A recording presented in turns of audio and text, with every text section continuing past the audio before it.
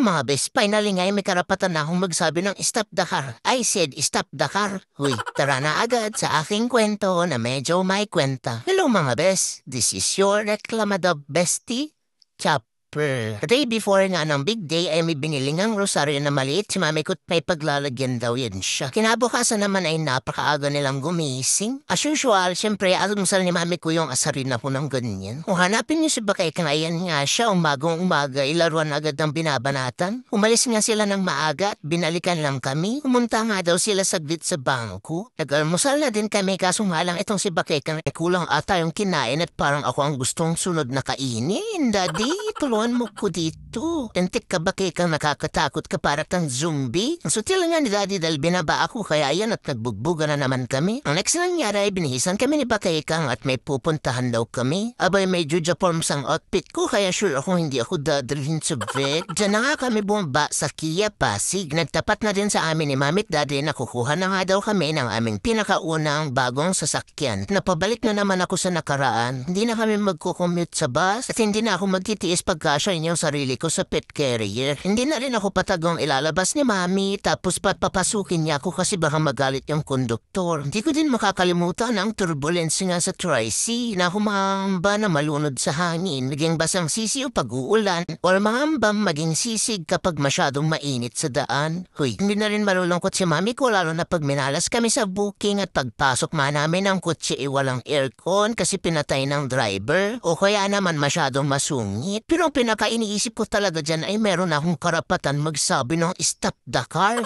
Huy, mukhang excited na nga din si Lloyd na iblis ang aming sasakyan dahil ang lakas nga ng ulan pati na din ng kulog. Ayan nga at pinaparelax ako ni Daddy dahil nanginginig ako mga bes. Sinodo-todo pa nga ni Bakay Kang yung pagmamaganda niya kasi dinumog siya ng mga sales agent. Siyempre na humaling din sila sa kapugian ko. Uy, para saan pang Japorms na Japorms ako dito, uy? Kaya na after nila magkapirmahan dyan ay nirelease na ang aming bagong sasakyan at pinangalanan nga namin siyang Miles. Imperial Blue ang kulay nga ni Miles mga bes. Sobrang marirecommend din namin yung sales agent na nag-assist sa amin mga bes. Sobrang supportive, mabilis mag-update at sinasagot talaga lahat ng aming katanungan. Kaya kung bet nyo din mag-inquire sa Kia Pasig ay hanapin nyo nga si Miss Grace. Bago nga tuluyang i-release yung sasakyan ay nagkaroon pa ng demo-demo dyan sa loob. Naku, naluko na dahil si Mami at si Bakay Kang nga yung nasa driver's seat. Hindi pa nga nakakalabas yung sasakyan sa kasa wala na nga ni Mami ko yung susi. Nahulog lang pala niya sa silong, Diyos ko ka. At dahil last year pa nga nung nakuha nila Mami dati yung lisensya nila, ay mas minabuti nila na yung mga agent na lang muna ang mag-deliver nitong sasakyan sa bahay. Kaya ayan, nasa likod nga kami at sumabay na kami pa uwi. Tignan mo Bakay Kang, hindi na tayo mauulanan. Dati ang problema natin dahil wala tayong sasakyan ngayon. Problema na natin na wala tayong panggasolina. Uy, so what if ibenta niyo yung sasakyan para may pambili tayo ng gasolina? O tapos saan natin isasaksak yung gasolina sa tumbong mo ba? At nakauwi na nga ng aming bahay si Miles mga bes. Salamat sa lahat ng nag-support, nag-manifest at lalong-lalo na kay Papa God.